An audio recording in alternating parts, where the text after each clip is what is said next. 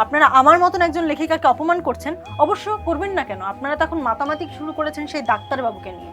যাই হোক, আমিও সামনে 2-1টা নোবেল টোবেল পাবো বোধহয়, তখন আমাকেও ডাক্তার নিয়ে আপা বলে ডাকবেন। নোবেল? হ্যাঁ। নোবেল? আপনি তসলিমা নাসরিন আপনি নিজেকে নোবেল পাওয়ার মতো করে ভাবেন? বড় জোর আমাদের এক নোবেল আছে, আপনাকে তার কণ্ঠে 2-1টা, মানে আপনাদের ওপারে গিয়ে গান গেয়েছিল, তার কণ্ঠে 2-1টা গান যদি শুনিয়ে দিতে পারেন। গান আবার আমি গাইতে পারি, শুনবেন?